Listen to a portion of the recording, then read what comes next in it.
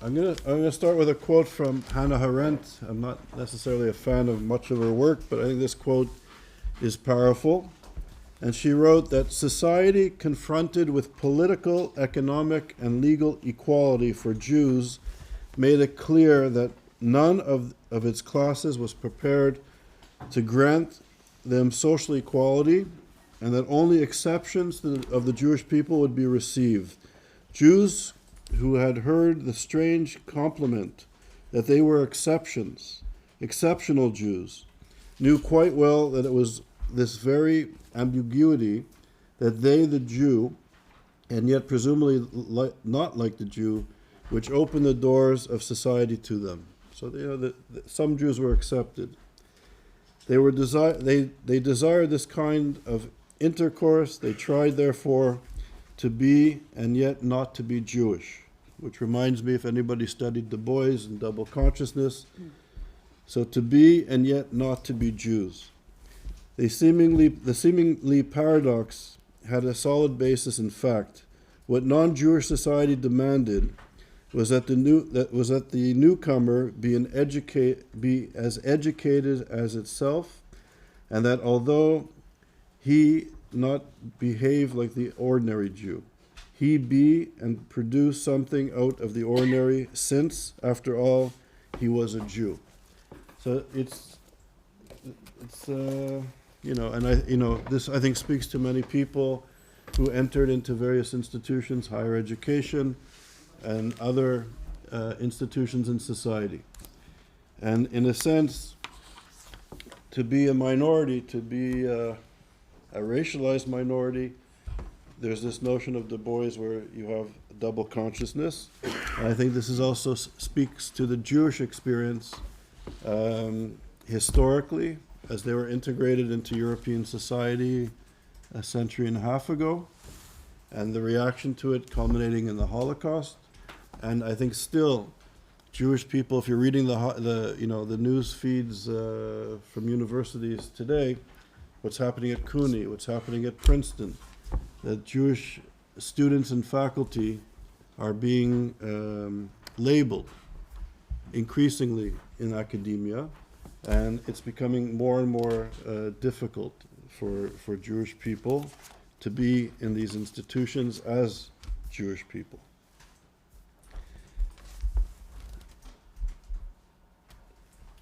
So, anti-Semitism is a complex and at times perplexing form of hatred.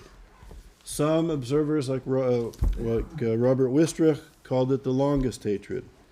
It spans centuries of history, infecting different societies, religious, philosophical, and political movements, and even civilizations. In the aftermath of the Holocaust, some have argued that anti-Semitism illustrates the limitations of enlightenment and modernity itself. Manifestations of anti-Semitism occur in numerous ideological-based narratives and constructed identities of belonging and of otherness, such as race, ethnicity, as well as nationalist and anti-nationalist movements. In the contemporary context of globalized relations, it appears that anti-Semitism has taken on new, complex, and changing forms that need to be decoded, mapped, and exposed. The academic study of anti-Semitism, like prejudice more generally, has a long and an impressive historical and intellectual history of research.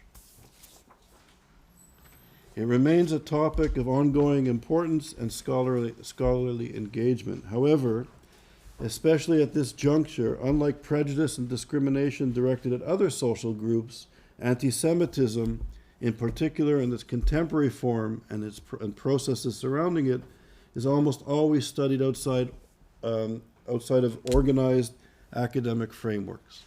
So it's still, as I was saying yesterday, it's still a struggle to sort of carve out terrain in academia to deal with contemporary forms of anti-Semitism.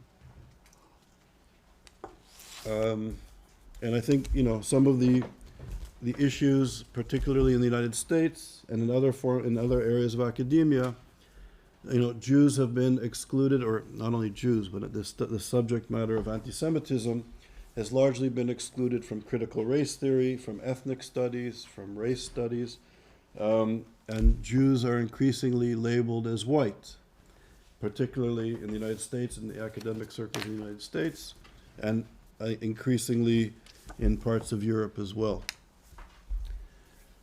So the issue is difficult.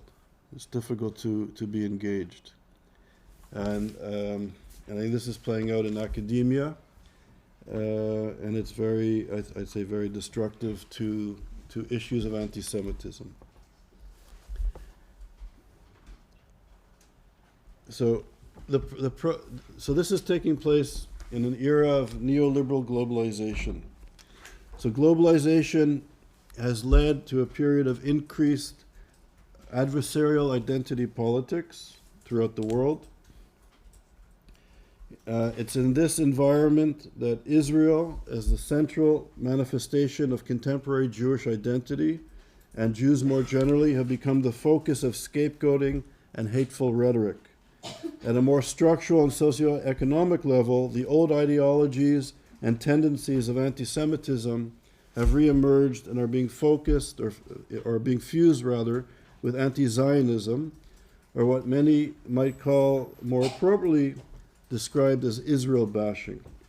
The old theological and racist forms of European anti-Semitism are being amalgamated with anti-Jewish and anti-Israel pronouncements, emanating in particular from the Muslim world or the Middle East, which is mainly located but not exclusively in and around the Middle East. Contemporary globalization and related socioeconomic, cultural, and political processes are being fused with the historical tendencies, creating the conditions that pose a threat to the Jewish people and Jewish communities in the diaspora.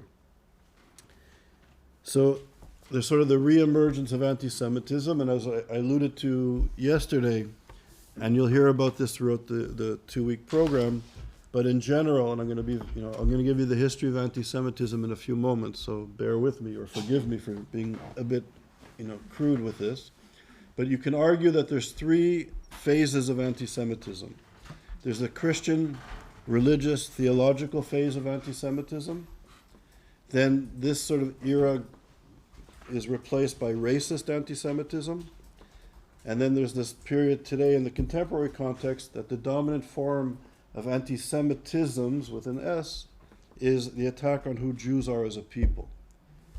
So the old forms of anti-Semitisms, the Christian form and the racist form, in liberal institutions like universities or in the media of record, if somebody would articulate old Christian forms of anti-Semitism or racist Nazi forms of anti-Semitism, they would be, criticized, condemned, ostracized, maybe their careers would be ended. It's not acceptable. But if you attack Jews for who they are as a people and their connection to our homeland in Israel, then not only is this a dominant form of anti-Semitism in the contemporary context, it's something that is encouraged. So if you're an intellectual, if you're a scholar, if you're a journalist in the media of record and you condemn Israel in various forms, you're often promoted and rewarded for your position. If you defend Israel and Jewish peoplehood, you're often perceived as a problem, as reactionary, as racist, etc. And the different forms of anti-Semitism, which makes it unique, and I think people like Robert Wistrich and David Nuremberg and other leading scholars have pointed to, what makes anti-Semitism unique in this sort of buffet of hatreds, different forms of hate, is that anti-Semitism is inherently genocidal. Anti-Semitism is inherently genocidal. And I'll explain. So, when Christianity emerges and the Jews don't accept the Christian notion of the Messiah, right? The teachings of the church, mainly in Europe, but elsewhere now, was that the Jew could not have redemption. The Jew was blinded by evil and blinded by the devil. And that the only way for an individual Jew to be saved was to accept the Christian notion of the Messiah. But what makes anti-Semitism genocidal in this form of Christian anti-Semitism is that it wasn't only that the individual Jew was blinded and couldn't have redemption. The teachings were that the Jews were hindering the redemption of the world by not accepting Christianity. So they had to be forcibly converted or driven out or murdered. So that, and what makes Christian forms of anti-Semitism inherently genocidal is the need to civilize, to convert the Jew, to change the Jew. Norbert Elias, famous book of the civilizing process, looks at how when you start to try to civilize or change people, it leads to genocide. When the dominant view in the world shifted from religion to notions of biologically determined groups, of notions of ethnicity and race and nation, Jews who lived in communities in Europe and around the world for centuries, for millennium even, were perceived suddenly as outsiders, as foreigners to the nation and to the race. And unlike during the Christian times where Jews had a way out, they could have converted to save their lives, or even if it was forced upon them. As I was saying yesterday, the great thinkers and scientists and theologians and philosophers of Europe, people like von Herder and Hegel, and sort of the canon at the time, perceived groups of people based on race. And race was something that was inherent, as I was saying yesterday. You can't convert your race. So even if a Jew spoke 8 European languages and was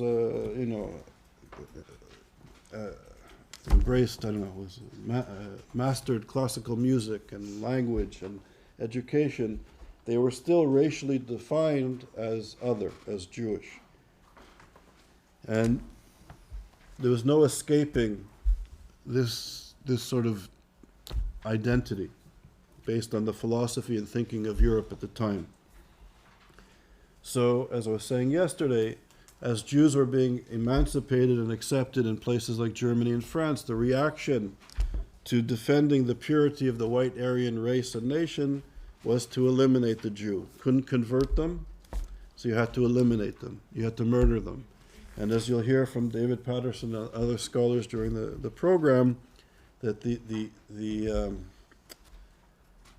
mission of the Nazis was literally to kill every Jew in the world. They were even sending expeditions there were a few Jewish people apparently near the Arctic Circle, and they sent a battalion of Nazis to go find them to eliminate them. So the goal was the complete extermination of the Jewish people to save the race, the white race and the Aryan race. So this is sort of racist anti-Semitism. And today, the dominant form, we're living in this sort of notion of hybridity and postmodernity, and the Jew is now being attacked for who we are as a people. So the connection that we have to our homeland, despite the fact that it's in the Old Testament, it's in the New Testament, it's in the Quran, and Jews have been there since time immemorial, we're perceived as white colonial apartheid supporters from the postmodern perspective. And as I was saying yesterday, the political Islamists, the reactionary social movement that emerges about a century ago in Egypt, the Muslim Brotherhood was created as a reaction to British colonialism, as a response to British colonialism, and they fused a very narrow understanding of Islam with European genocidal anti-Semitism. And the Brotherhood sort of branches out into the region. So they're the sort of the roots of radical Islam. So you have the intellectuals, Qutb and al-Banai, the founding fathers of Muslim Brotherhood philosophy and ideology. Their philosophy goes into the Shiite world. the Sunni-Shiite divide is very strong, and yet the Iranian revolutionary regime pays homage to the Muslim Brotherhood, Hamas, Hezbollah, Daesh or ISIS. All of these sort of branches of radical Islam come out of the Muslim Brotherhood that takes European anti-Semitism. What was the foundation of European anti-Semitism and the Holocaust, the protocols of the Elders of Zion, is what is being preached today by political Islam. So you have Nazi ideology, and I'm choosing my words very carefully as a scholar. You have Nazi ideology as the basis of political Islam on the one hand, and then on the other hand you have people, philosophers, thinkers in the postmodern world like Michel Foucault, Edward Said, Judith Butler, sort of the canon that has emerged in Western intellectual thought that is connected to the struggles of political Islam to rid the Islamic world of foreign influence. So you have this strange, what we call the Red-Green Alliance. And so this is the dominant form of anti-Semitism today. On the one hand, progressive, radical, postmodern intellectuals at our best universities, and political Islam, this reactionary social movement that is sexist, homophobic, anti-democratic, and out to exterminate Jews. So you have a religious extreme social movement and secular postmodern intellectuals sort of in alliance with this ideology. So it's a strange connection. And what is fascinating, and I think this is in terms of globalization, all of this is emerging in a time of globalization. So what's globalization? So I'll explain globalization in a few moments as well. So globalization really starts in the early 1980s with Reaganomics and Thatcherism, and there was this movement to kind of limit the power of the state. So the state after the Second World War and after the Holocaust was sort of the model of modernity, had a strong notion of a state. And the state was created in the ashes of the Second World War, which was a catastrophe, not just to the Jewish people, but to Europe, the European infrastructure, society, economic foundations was destroyed in the war. And there was a sense that the war was caused because during the First and Second World War, there were so many people in Europe that were marginalized from the economy, from political institutions. There was a tremendous poverty and dislocation, political, economic, and cultural dislocation. And this was the condition that was fertile for reactionary nationalist movements to emerge. So Hitler emerges during a time when people were quite desperate, right? And he spoke to desperate people who were marginalized, living in poverty, unemployed, and the Nazis had the scapegoat of the Jew. And when people are living in fear and horrible social and economic conditions, these fear-mongering, easy answers to complicated situations resonate. We're beginning to sort of see this perhaps again. So the world got together and they created notions of international law, and that there would be basic rights of employment, rights of education, rights to housing, rights to social welfare, so that we would never have the conditions that people would be so marginalized that demagogues and reactionary social movements out to destroy fellow citizens would ever emerge. So there'd be a safety net. And the safety net permeated society. The stock market had safety features in it, that the markets couldn't be just run wild by free market system. There'd be safeguards protecting the rights of the poor, of the weak, of the marginalized. So there'd be stability in society. And this this sort of model was the engine of the notion of modernity. So states were created all over the world, and there was a strong sense of identity, and the state provided resources to its citizens. So, for example, in a country like Egypt, after the Second World War, the state emerged, and it was a poor country, but the state provided basic food subsidies for poor people, basic health care, and basic education till people were about 12 or 13 years old. In a place like Canada, where I grew up, the state was strong and it was a wealthy society, so we had universal health care. Right? Every citizen of Canada would have a health card, and you could go to any doctor at any time, and you would have access to it. Right? So unlike the American free marketers were saying that Canada is a communist country and you can't see doctors, it's all lies. Strong healthcare system, free education. I went almost free education. I went to McGill University as a kid.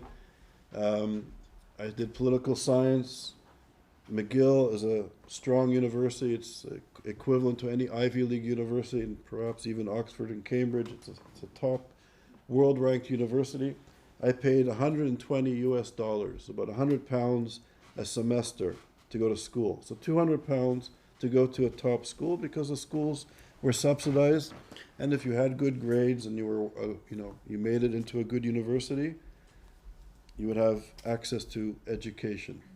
And there were second and third tier universities, so any Canadian who wanted to go to university, it was very easy to go to school. This was social democracy at its best.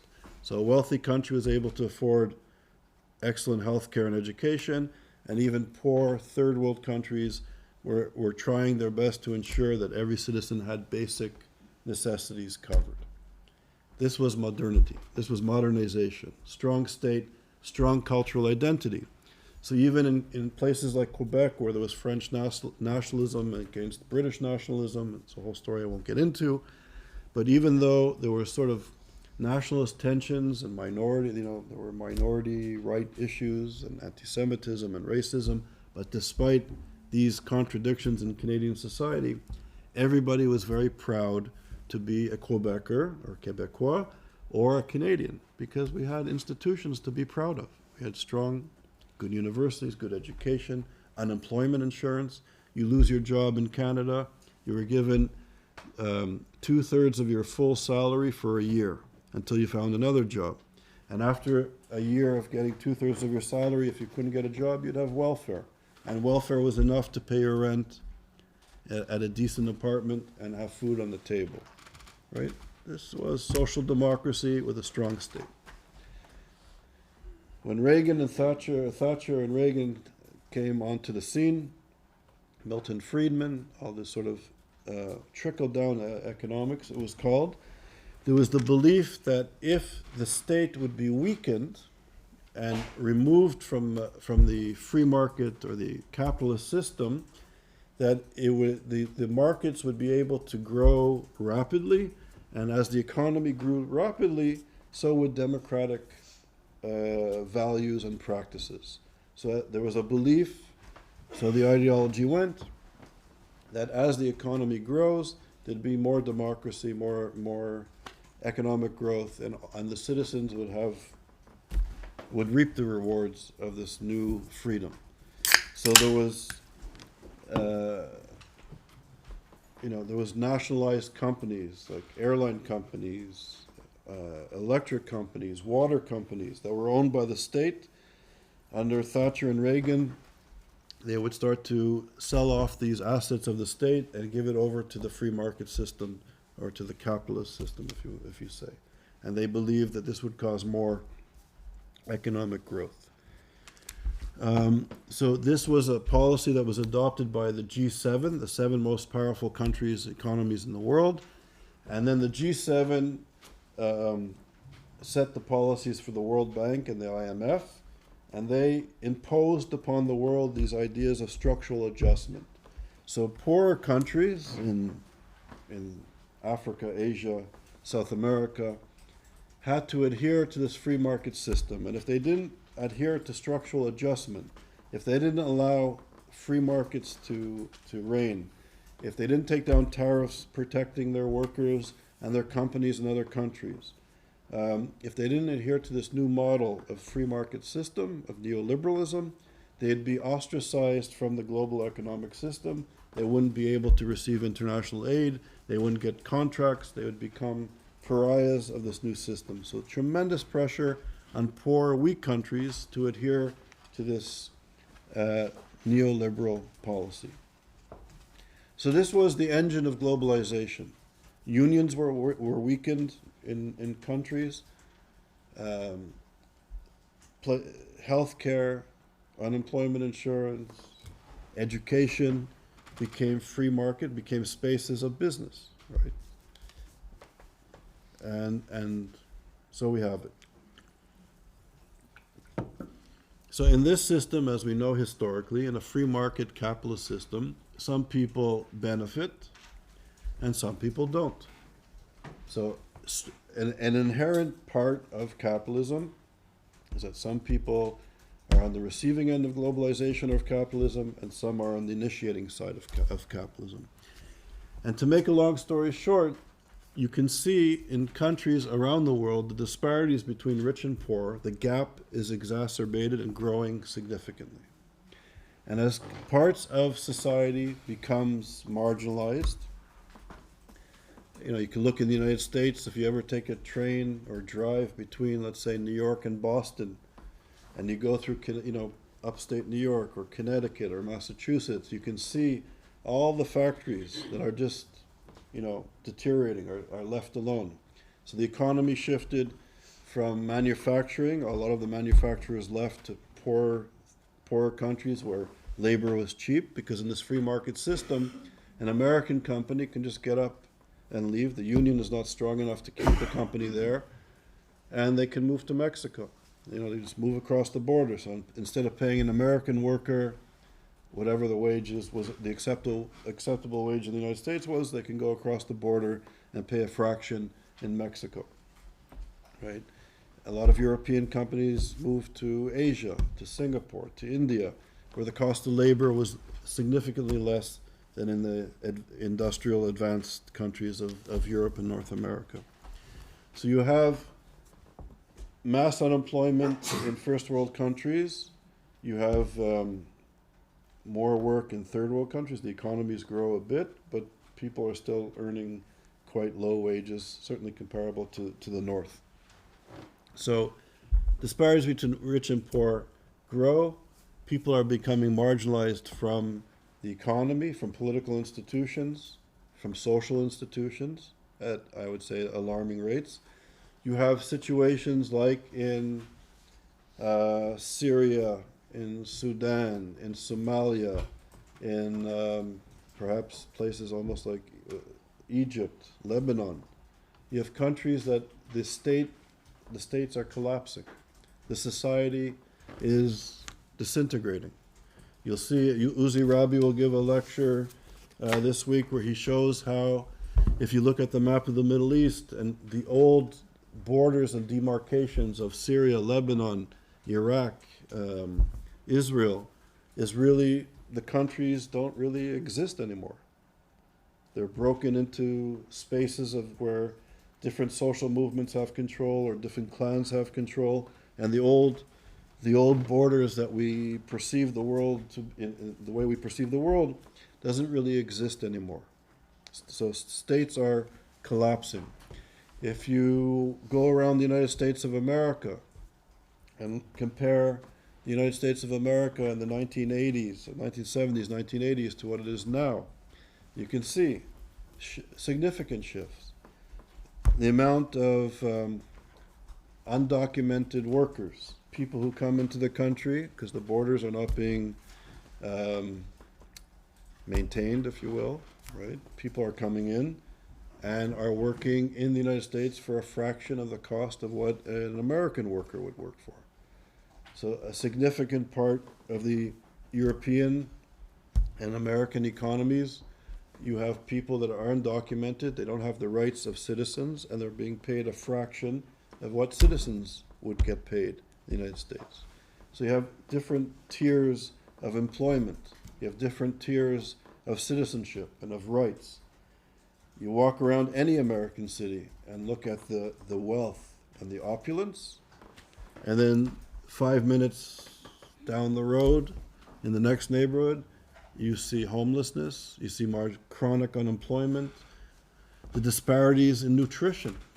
Wealthy areas having access to all kinds of amazing foods from around the world that are healthy, and in other parts of cities, people don't have access to fresh fruits and vegetables and are eating fast food that is, very cheap but very unhealthy. So, and then in this space, you could even see in the United States, people like Donald Trump appealing to the marginalized, appealing to people who have lost out in this sort of shift in the economy. Families that had good working class jobs and, a head of a household could support a family 30, 40 years ago. It doesn't really exist anymore. So, as vulgar as Trump is and as dangerous as he is appealing to a significant part of American society that is marginalized. Right? And you can see this in Hungary, you can see this in other parts of the world where in France, the eruption of the dispossessed last month to police brutality. You have swaths of urban populations that are dispossessed in this sort of neoliberal situation. You have mass migration from, you can trace this, for example, the case of Syria during the civil war in Syria, which was horrific. You can see, millions of migrants going through Turkey, and Turkey turning on and off the tap of migration, based on the benefits that he would get from the European Union. Erdogan, Muslim Brotherhood supporter, allowing refugees to flow into Europe, and then the backlash in Europe, the sort of the nationalist backlash in parts of Europe to this migration. So on the one hand, you have increased nationalism and xenophobia as a part of this sort of free market neoliberal world that we live in.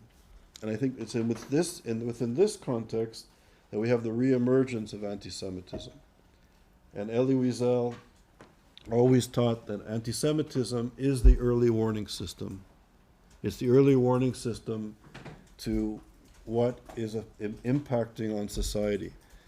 So, on the one hand, the nationalists appealing to the dispossessed often use anti-Semitism or xenophobia and racism and other sort of nationalist jingoism to appeal to the dispossessed. You have the radical left that also uses anti-Semitism and anti-Jewish peoplehood, and you have political Islam. So you have extremist social movements attacking the weakening center of society. And I think it's in this context that that anti-Semitism emerges. Okay.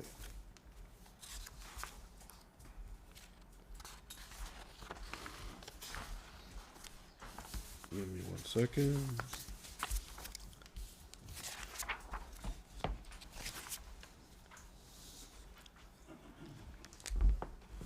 So I think in this sense, so there's sort of a crisis of modernity. So modernity is this, after the Second World War, this notion that there was strong state, strong national identity, and through this sort of model, there'd be economic development, and that all citizens would eventually, through development, have success and more access to goods and services. So that we're now in the sort of the crisis of modernity.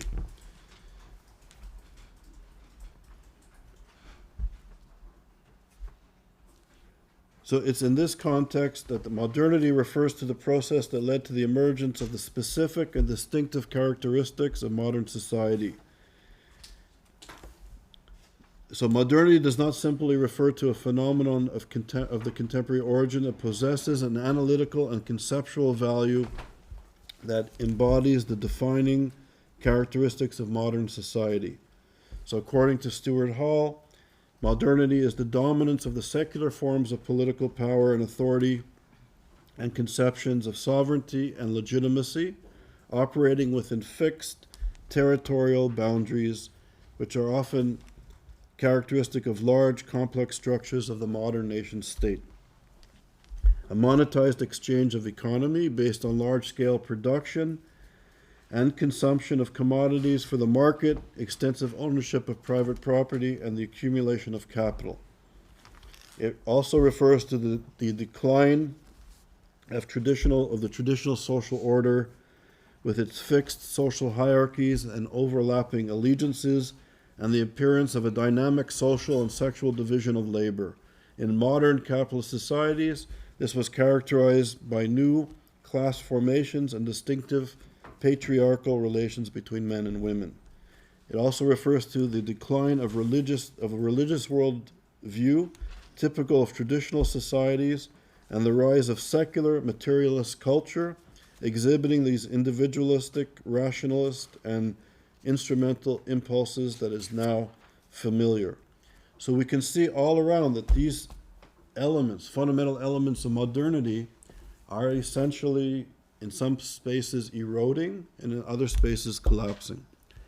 I was speaking to Yossi earlier about the Israeli context, and I think, Israel is not immune from this sort of these global processes, and you see within Israeli society also the emergence of these tendencies or these challenges to the secular national state. So there is, in a sense, this economic, social, and cultural process, and it's in this context that anti-Semitism is re-emerging in society. So I think, in a sense, what I'm arguing here is that a lot of the work on anti-Semitism is descriptive. People are doing amazing work, for example, of looking at how in American universities, students and faculty, Jewish students and faculty, are under threat. That there's scholars that are emerging at good universities and they're teaching horrible things about Jewish people, horrible things about Israel, dehumanizing Jews, dehumanizing Israel. And they describe it very well. But what I'm arguing is that why is this happening? Why is this taking place now? What are the economic, social, and cultural processes that are giving rise to these conditions in which anti-Semitism is re-emerging, and I think in a very dangerous way, and other forms of bigotry, of xenophobia, of racisms, of other forms of discrimination emerging in this context. And I think we have to, in my view, have a very significant interdisciplinary conceptual framework to understand these processes, and not just to be descriptive. And this is why, at ISGAP, we're trying to bring together people from different disciplines and different perspectives that can sort of plug in their area of expertise into this framework to understand why this is happening. Not just what is happening, but why it's happening. And I think if we understand what's happening and why it's happening, we can start to develop, hopefully, some, remedies or to develop solutions to this crisis. So that's the point. And I think, I was quoting Stuart Hall, and I think do people know the work of Stuart Hall? So I think very important. So he was a professor in Birmingham University. He studied here, and when he graduated, he vowed never to return to this place. But it's a whole story. Originally from Jamaica, and he was the head of the Center for Contemporary Cultural Studies at the University of Birmingham in England. And he brought together a group of young scholars, and under his mentorship, they really had an impact on cultural studies, on notions of identity, of race, of gender, and they made a major impact on shifting the intellectual discourse within academia on these issues. So very important. I don't agree with everything he said, but or wrote, but a brilliant scholar, and the center was a very important center with impact.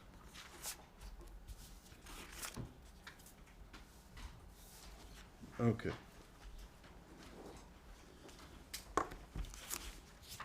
Okay, so I'm going to shift gears a little bit to look at some of the discourse in academia.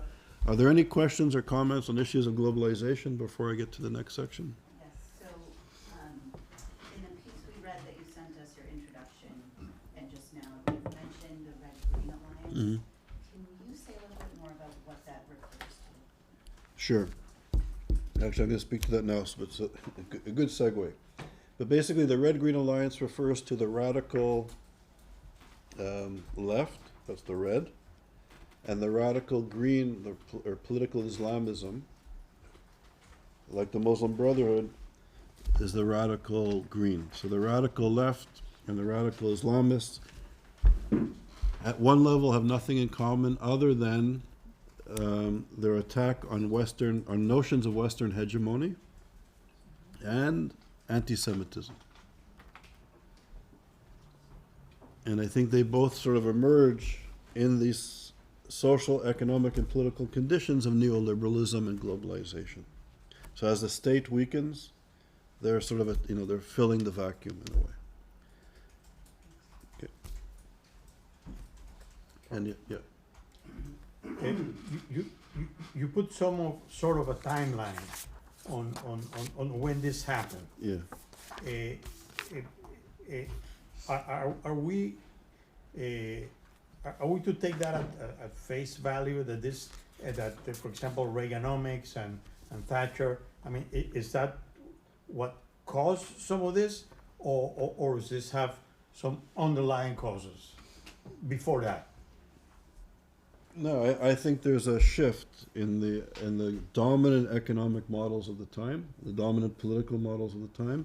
So after the Second World War, there was this notion of modernity, which was led by strong states and economic development with the state and strong national identities. With the shift to neoliberalism, which was ushered in by the Reagan administration and Thatcher, and adopted by the G7 and the IMF and the World Bank, which was imposed on the world economic system, that there is a structural shift in the models of economic development. So as the state had to be weakened to allow the flow of free market economic development, because the state was interfering. So I didn't, explain this. So for example, the Canadian state, as an example, and this was out throughout the world, they would protect the rights of Canadian workers. The unions were strong in this nation-state apparatus, in the social democracy. Healthcare and education was perceived as spaces in which the free market was not allowed to intervene. It was protected. The government and the state, through taxation, Canadians paid higher taxes than Americans, for example, that the healthcare system and the education system was protected spaces. As the state weakens, as less funding is going into education and into healthcare, it's being opened up to business.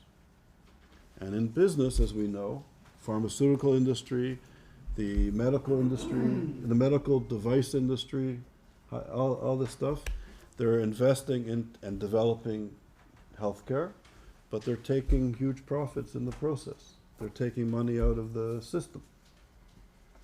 So they're driving development, but they're taking profit. So as the state weakens, the Canadian state can't protect these spaces anymore. So now education, I was paying £100, $120 a year, a semester to go to school. Today it's a few $1,000s. Foreign students are paying tens of thousands of dollars to go to a Canadian university because the universities are not being subsidized or supported by the state as they once were. So the cost of education for the average citizen is much higher. The cost of good healthcare system, healthcare is higher. So now there are longer waits to go to doctors in Canada, And wealthier people are going to private clinics, which were illegal up until recently in Canada. They're going to private clinics to augment their national health care insurance. So that the system is poor as it's being opened up to business. So it's a big shift. And in this society, in this system, we know some people benefit significantly and some people don't. So it is a shift.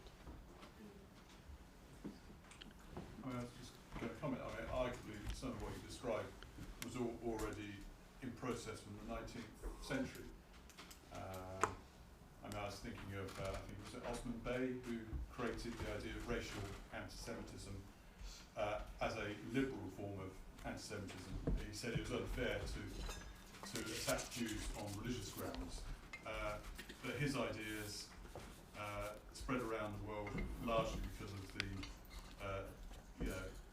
international rail links, steamboats, telegraph, and influenced many of the the former colonies of the UK, etc., etc.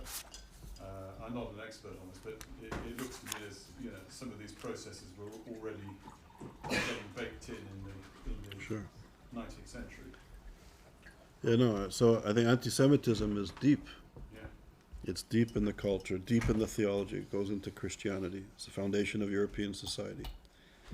And then it shifts to, to von Herder, who said that race was inherent to people, referring to Jews. Hegel had this sort of ladder of, sort of this racial hierarchy of consciousness, the ladder of consciousness, where Jews were distinguished as something separate, and white people, European people, are at the top of this ladder of consciousness, and African people are at the bottom.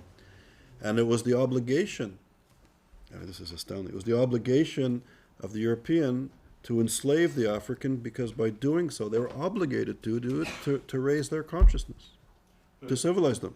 So this is how deep it goes.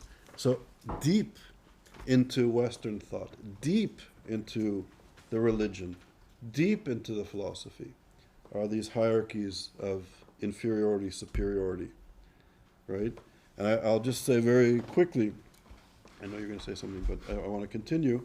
I was in Ghana. I was in one of these British slave forts, where the slaves were brought and then shipped out, and there was a holding area where slaves were kept in horrific squalor, with disease, with starvation, dead bodies, with live people, as they were sent out to the door of no return.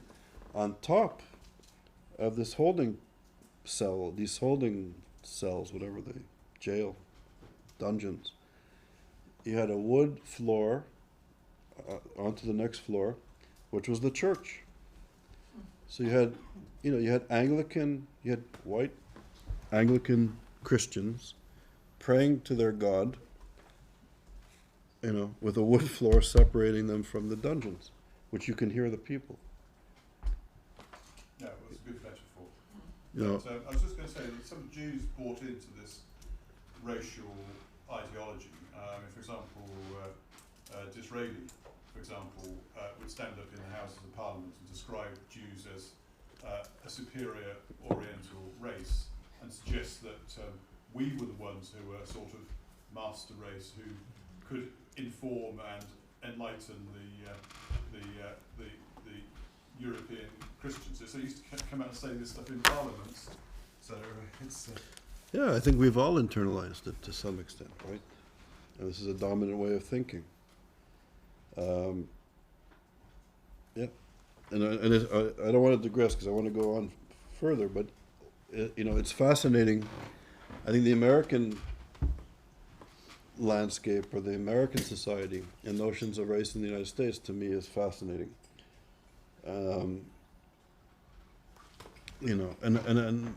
working with Imani and beginning a project on Black consciousness, and I think we're trying to do something on Jewish consciousness.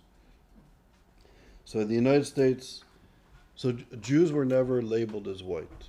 But in the United States, they are being labeled as white, Wasn't that book, When Did Jews Start Becoming White Folk, or was that book?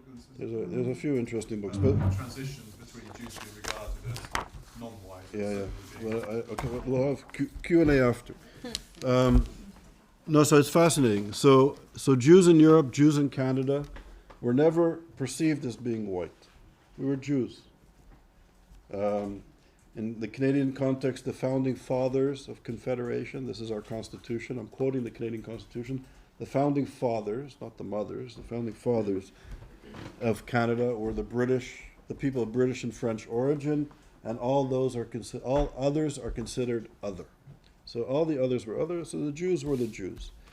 In the United States, Jews were not considered white until the 1950s, 60s, 70s. But it's interesting. So you have these social movements now in the United States where white nationalists, some of them connected to the Trumpers, perceive Jews as a threat to the white nation, right? Like in Charlottesville and these sort of manifestations of Nazis and fascists, and they're re-emerging. And then on the other hand, you have sort of black nationalist movement, the Black Hebrews and others that are saying that the Jews are the white people. The Jews are the epitome of white people. And of course you have the postmodern intellectuals that are also labeling Jews as white racists and white supremacists and apartheid supporters. So this project I'm starting with Imani on Jewish consciousness, I think, and this is what Emmanuel Castells, a great urban sociologist and thinker, argues, that in this space of globalization, in this sort of processes of globalization, economic, social, and cultural processes of globalization, there's a struggle to have economic power and political power. And workers or people are sort of losing this struggle. And when you're disenfranchised from political and economic processes, the last terrain of struggle is over your cultural identity. It's over identity. So when you're locked out of economic and political processes, you try to define yourself. And often these politics, identity politics are often quite reactionary.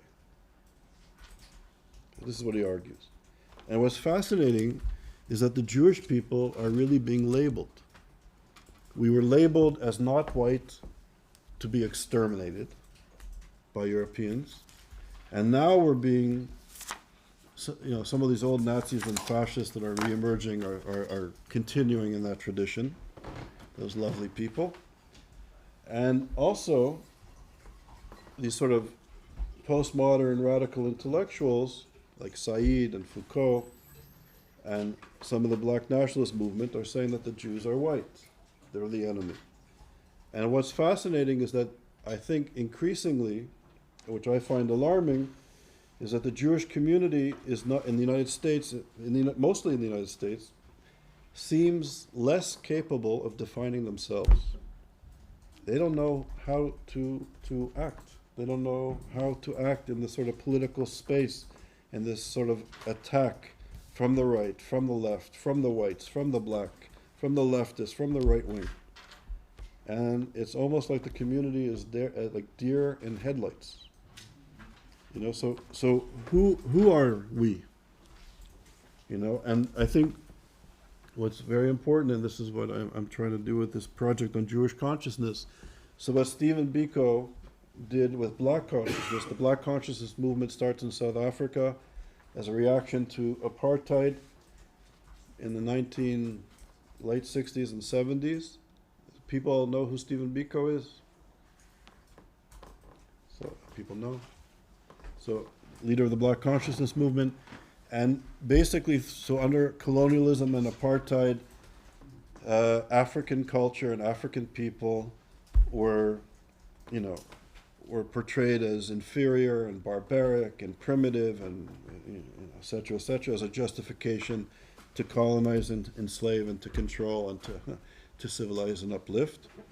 So what Biko did was try to reverse it and go back to African notions of the earth and of cosmology and of justice, and to bring back to African people a sense of pride in the concepts and in the worldview that they had for many, many, many generations.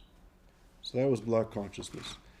And I think in a way, maybe unfortunately, this is what the American Jewish community needs. That the Jewish people have profound wisdom, thousands of years of thought, thousands of years of wisdom, of teachings, of bringing monotheism to the world and bringing notions of justice to the world, of bringing the Sabbath, a day of rest, to the world. The amount of ideas that have sort of been taken into our society from Judaism is profound. So the notion of who we are as a people. We're not white people, we're not black people, we're Jewish people. The idea of Jewish identity predates the European notion of race, right? How the American lens of race is so European. It's so binary.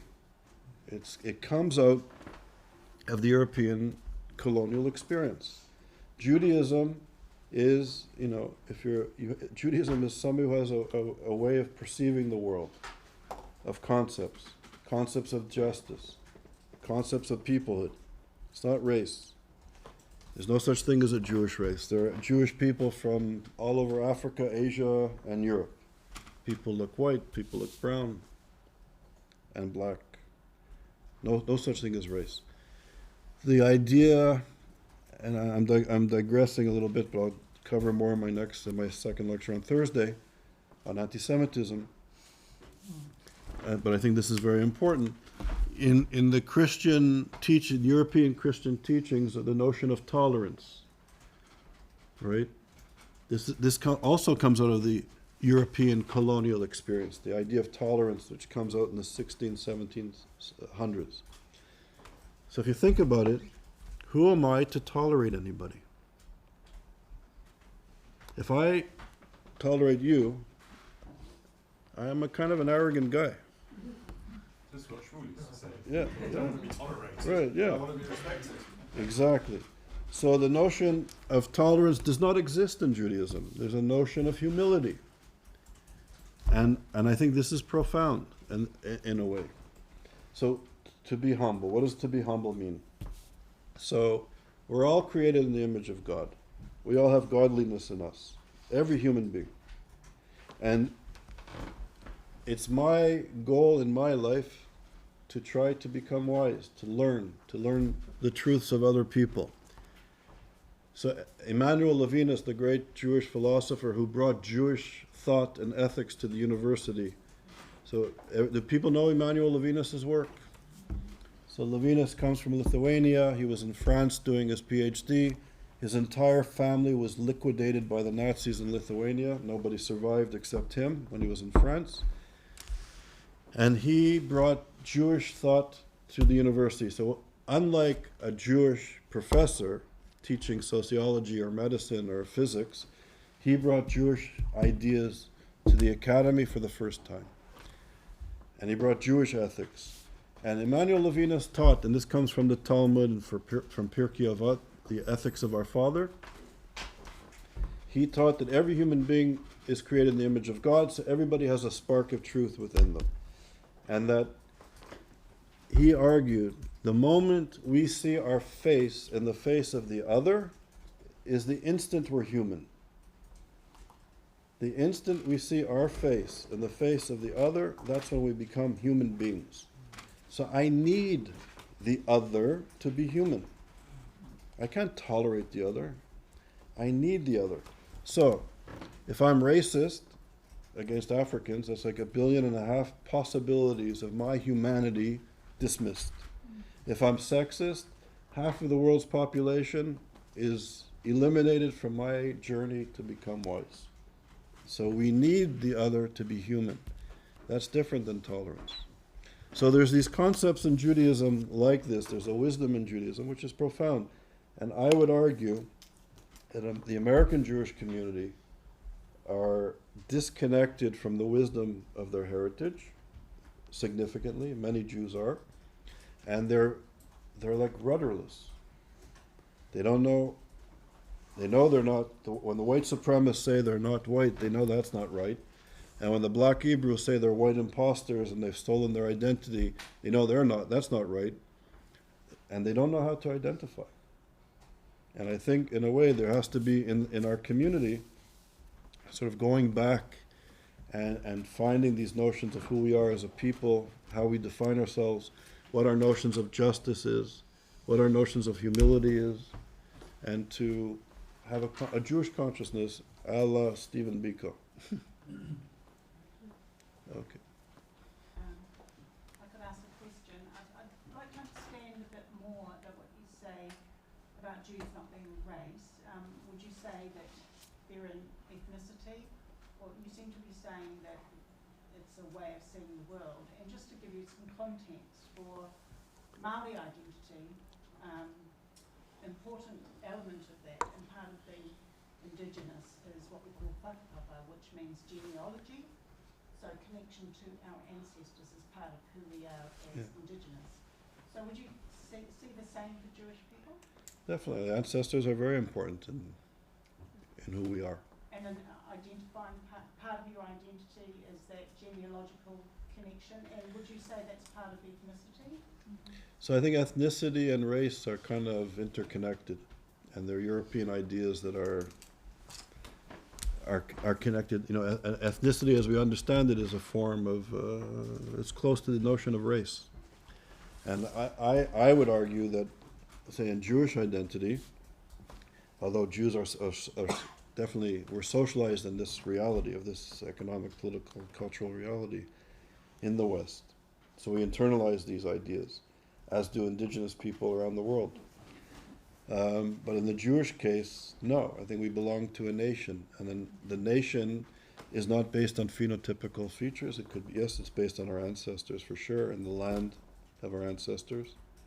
But it's not based on, I think ethnicity and race are based on phenotypical features, which are not very significant to Jewish identity traditionally, using Jewish notions. Can you explain what you mean, sorry, about, was it phenotypical feature? So 0.0000023 zeros, 1% of our DNA goes to phenotypical features. The color of our skin, the shape of our nose, the texture of our hair. And yet, we've been socialized to see the world based on these very, at some level insignificant part of who we are. Right? That's how we've been educated to see ourselves and each other. And it comes out, I think, largely out of the European colonial experience. So you sort of separating that genealogical line with the genetic line. You're not seeing them as connected, or are you just connected? No, I don't know. So, I mean, our ancestors are important, but then, somebody could become Jewish. And, if somebody converts to Judaism, it's as if they were at Sinai receiving the commandments from God and Moses. So it's, the story, Suni and I have spoken about this, of Malcolm X going to the Hajj, and he's sitting in a tent with people who look white and people who look African, and they're sharing their tent and they're sharing their food from the same plate. And coming from the United States of America, he's blown away. So he realized that some people just don't see reality like Europeans and Americans. So there's different ways of perceiving, and I think, I brought some friends from the Innu Nation, northern Canada, what is now Canada, to Israel, and people have different ways of perceiving. The Innu people, indigenous people of parts of Canada, never perceived themselves as a race. There were people from the mountains, there were people from the lakes, but it wasn't racial identities. It was, Charles, however, from the beginning and until now, it was perceived in terms of kinship ties. And the concept initially, of course, was Zera Israel, the seed of Israel. the seed of Israel was born like all other old nations. You wouldn't call it racial, but you call it ethno-national identity. It had little to do with religiosity initially. Zionism or I'm talking about the Jewish identity that you talked about. Jewishness, in fact, as we know it, as it is evolved, has come to the Zera Israel, to the seed of Israel, a little bit later in terms of identity. Even the story of Jewishness, which evolved mostly in terms of the exilic moment, out of Zera Israel became Zera HaKodesh, which means the holy seed, under the banner of territory and kinship ties and so on. The notion evolved as a tribe, and therefore the Jews were very exclusionary to those who do not belong to the tribe, and also in relations to the Nochreim. What do we do with them? So there was, in terms of some of acceptance and some of denial, with the Samaritans and so on. Initially speaking, once patrimony was lost, and the arrangement of the leadership of the group was someone convoluted and so on, the question of the religion became very important with all its barriers and so on. I think today when you look, and what Charles is describing, the issues of modernity and so on, that when the vast majority of the Jews are now residing in the state of Israel, or soon will be residing in the state of Israel, and others are somewhat either dissipated or confused, as he describes it, of course other issues come to the fore. But the agency, not the structure, the agency, the players, have shifted over time with the definitions. And so are the definitions of anti-Semitism as a result of that Charles described. So I think the story here is this kind of like, of 3,000 years, not 2,000 years in fact, 3,000 years, not from the time of the collapse of the Second Temple, but let's say from the time of David and Solomon, is whatever we can construct it. It's a combination of a lot of things. And what you describe as a crisis of identity now amongst the Western mostly type of the Jews, that's what you describe, is someone a story of modernity. You tell the story of modernity, if it's Levinas, if it's Hegel, if it's Kant, doesn't matter, if it's from Mendelssohn on. It's the story of modernity. It's the time of Cromwell, perhaps, and the restoration of the Jews to England, whatever it is. But there's many other stories. And therefore, today, when we see in the state of Israel, for example, when people are trying to reconstruct, to reinvent, to emphasize more what they consider to be the story of the state should be into the future, for example, as we are now entering the debate in Israel, including the question of redemption. What is the redemptive moment? The redemptive moment is when? Is it coming from the Second Temple? Is it coming from the First Temple? Is it coming from modernity? What is the debate? And I think it's a complex story. What you have in mind in terms of the anti-Semitism in your lecture is mostly the phase of modernity as you describe it. I agree, exactly. But what I'm arguing, though, is that in the face of the rise of anti-Semitism in the contemporary context, how do we respond to it? And I think, in a way, the sort of the Black consciousness movement, to me, and Stephen Biko and what he was trying to do with his colleague, his comrades, is very important, because particularly for American Jewry, because I think they are confused and a little lost. And I think if we can go back to these notions of who we are, that I think rise above the definitions that are being, sort of the definitions of who Jews are being put upon them by the right, by the left, by the whites, by the black, that Jews should come up with a response based on our wisdom, not on the phenotypical features and the politics of the day. So that's what I'm trying to argue. Aaron, Aaron, and then I'll go to you.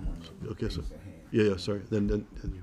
Mr. Charles, would it, in your line of thinking, when you talk about ethnicity, race, peoplehood, could you go back to the Abrahamic covenant and maybe find a definition there as far as you'd be a great nation, so there's national identity, you will be a people, so there's a peoplehood. And then there is almost a supernatural calling, through you all the nations of the earth will be blessed. So could you sort of find a definition in that? So we bless all the nations. That's a big task. I think right now we have to, at one level, Israel is going through all sorts of problems, issues, crises, processes. And I was talking to Yossi over breakfast about some of them. But at the same time, I think when you're in Israel, there is an energy, and there are people, it's a vibrant Jewish homeland, nation.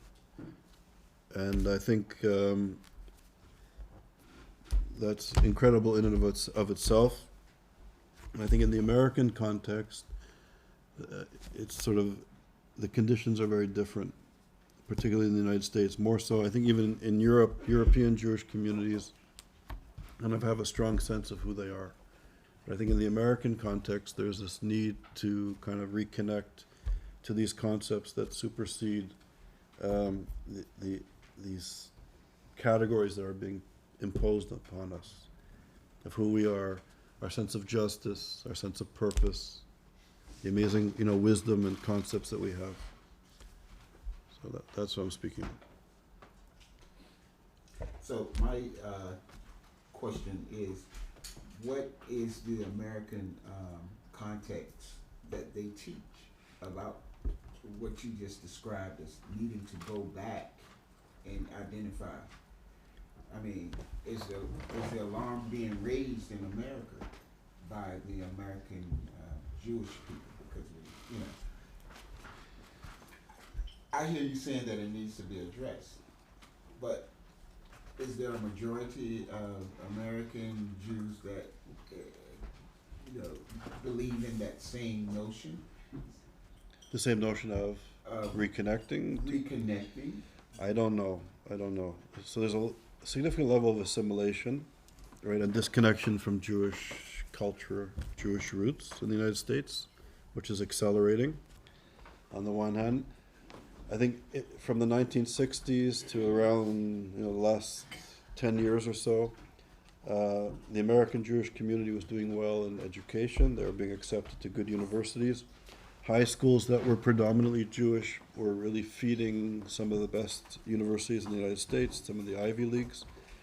And now, in the last 7, 8, 9 years, there is a tremendous shift that Jews are not getting accepted to universities. It's Yale, for example, was over 25% Jewish 10 years ago.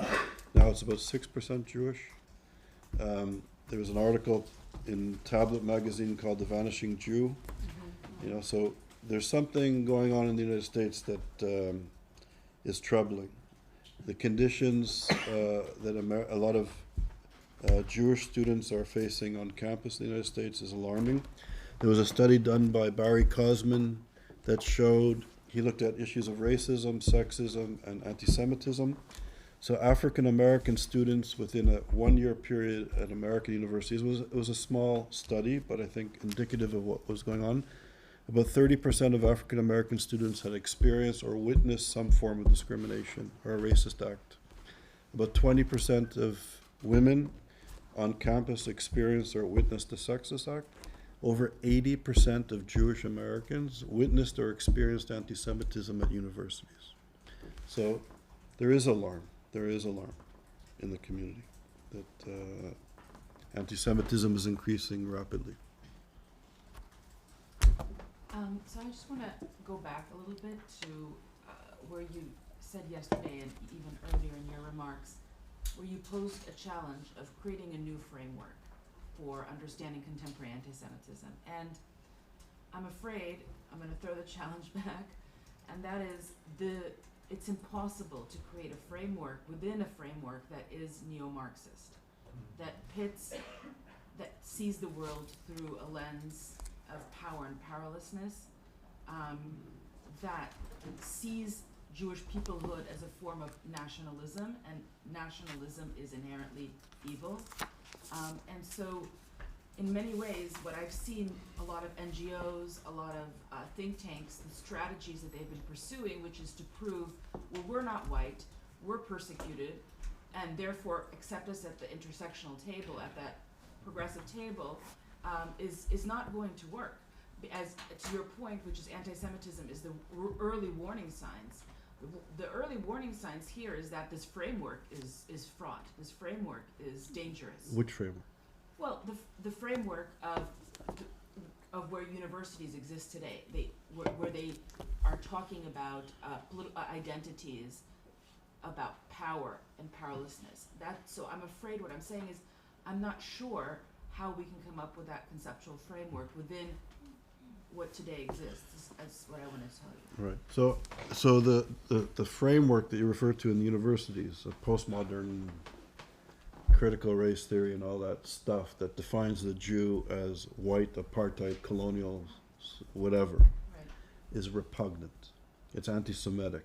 It comes out of, a tradition of Western thought that is deeply anti-Semitic. Okay, it's defining the other. It's taking away the voice of the other and defining it in the most repugnant way possible. So it's anti-Semitism. But as scholars, because these people are speaking in some sort of anti-Semitic framework, I don't think we can then shirk our responsibility to understand the economic and social and cultural processes that is shifting the world rapidly. It's changing society rapidly. And how do we, as scholars of anti-Semitism, understand that? And I think they don't have a monopoly on power and powerlessness. I think scholars of anti-Semitism have to come into this arena. We're trying to, and I think slowly we are, carving out a legitimate space in academic thought, and we're publishing, we're doing research projects. There's a kind of a growing community of scholars dealing with this finally. We're still marginalized, but our voices are starting to get heard. And I think we have to come up with a comprehensive framework to understand these processes and how it's impacting upon issues of anti-Semitism and issues of power and powerlessness. Because we have seen But this. that means taking on their framework. Yes. Yeah.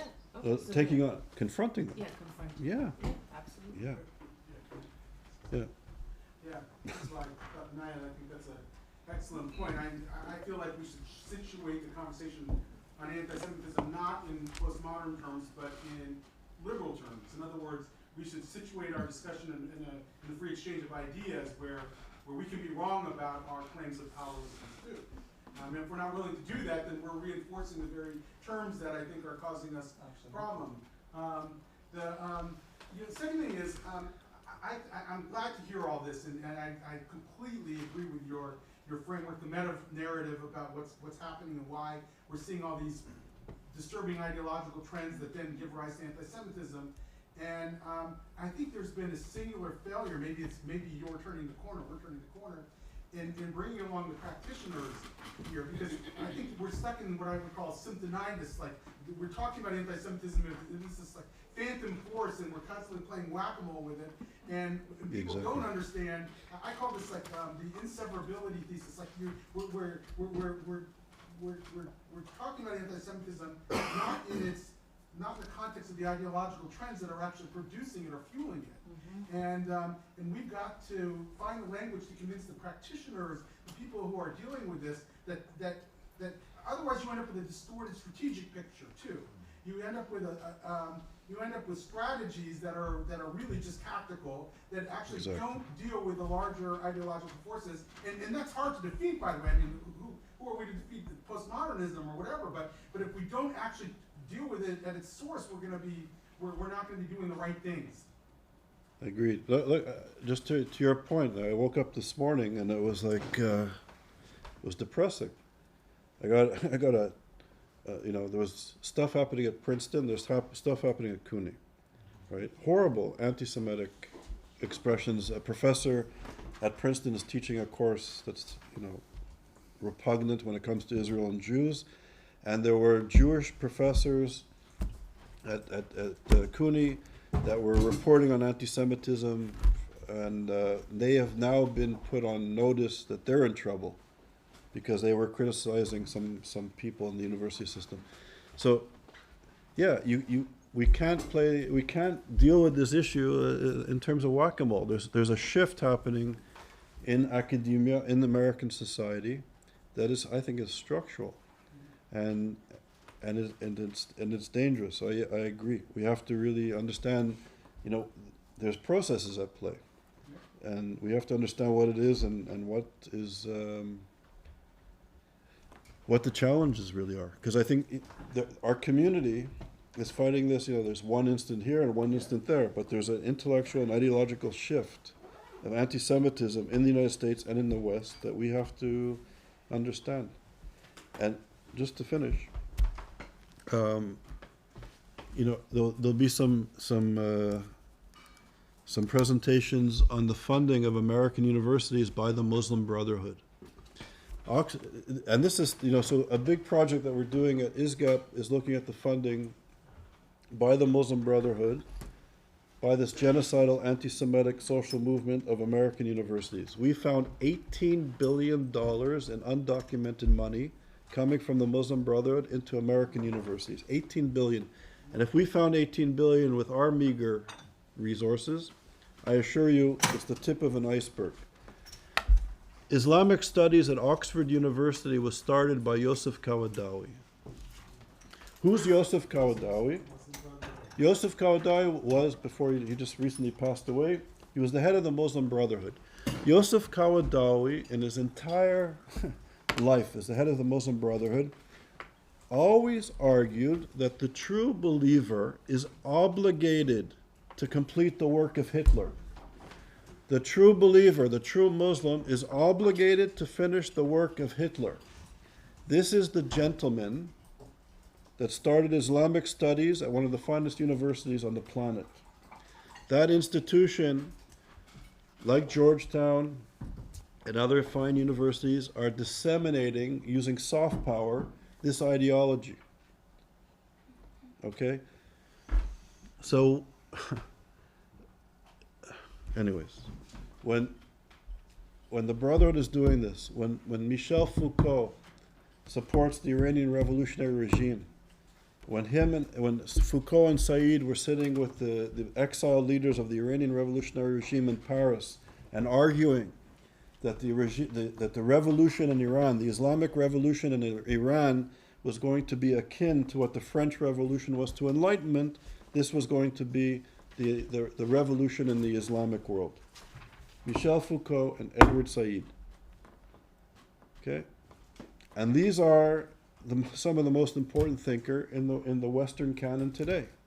These are people who refused to look at the cleavages in societies in the Middle East and the Islamic world.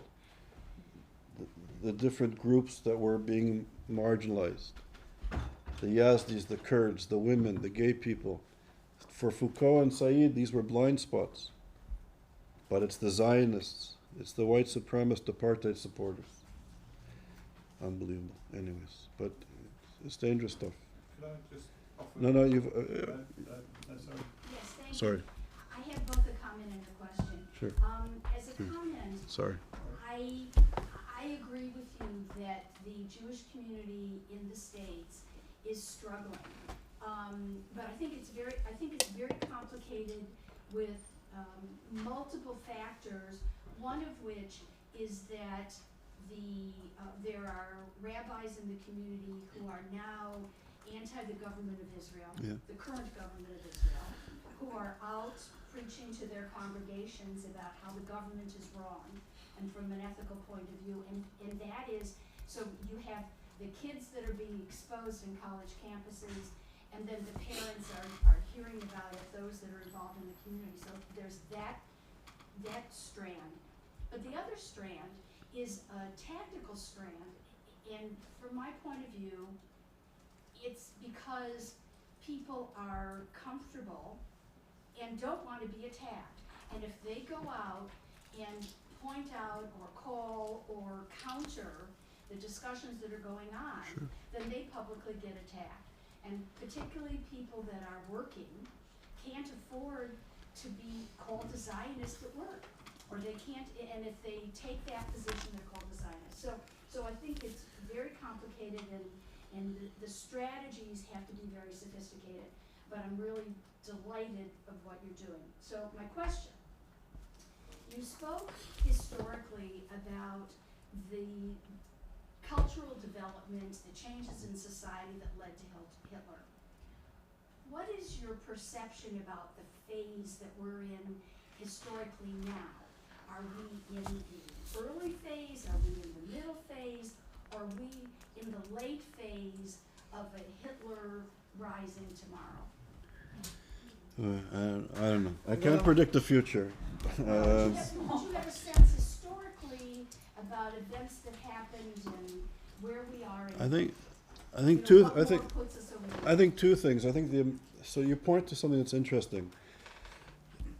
People are ethically concerned about Israel, and yet they can't be identified as Zionists in their own country. So rather than dealing with the maybe the issue of Israel, why don't they look at the anti-Semitism in the United States? So if you can't identify as a Jew at your place of work or on your campus, there's a problem in the United States. And maybe the community should put a lot of effort in dealing with that. That's number one. And I think, yeah, I think there's a crisis of modernity. There's an economic, cultural, and political crisis. And things are becoming undone. Things are sliding in all directions, as Leonard Cohen said. And yeah, I think we see the rise of anti-Semitism, of nationalism, of xenophobia, and other forms of hatred around the world. And it's a difficult time. Yeah, you mentioned that two academics were pushing this narrative that dismiss all the other movements, focus on the Jews. Yeah. Right? And we know that methodology, structure were lead to an objective. We know the objective is Muslim Brotherhood. And we know patterns, we know that they work on time. Time is their best friend. We know that resources would put into this. The time is playing against. We know as well that they have a target, and they are playing two methodologies, decomplexification and complexification of their strategies and their ways. And what about the new academia that is pushing this new anti-Semite narrative? And I will make a parallel that these two academics were telling people to focus on the head of snake instead of what's going on, just to put it this way. Maybe we are focusing all the effort on the Muslim Brotherhood and forgetting this new rising threat. And my other question is, do you see any patterns, parallels, and any objectives? Because financing, like when we talk about finance and supporting this new academics and round tables around the world, that's money. Yeah. So is there patterns there?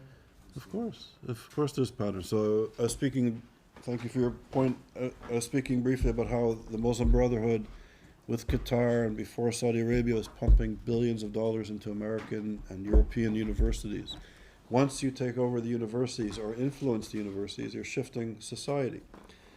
So think about it. Intellectuals are upset about Zionism and Israel. Okay. In Afghanistan, women are not allowed to go to school. And where are the feminists? Where are the intellectuals in the West? Where is the outrage? And I would submit to you that after decades and decades of miseducation, of the influence of soft power on our education system, we have become, dumb. We're not speaking out. This is, 20, 30 years ago, if a woman couldn't go to school, we would be outraged.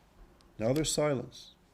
And I think this is the erosion in our education of liberal democratic values, of strong citizenship and notions of equality under one legal system. These were things that intellectuals cared about, and we don't any longer.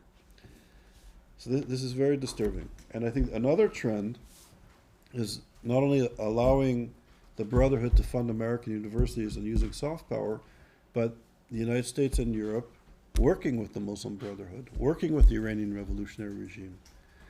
During, President Morsi was a professor in California.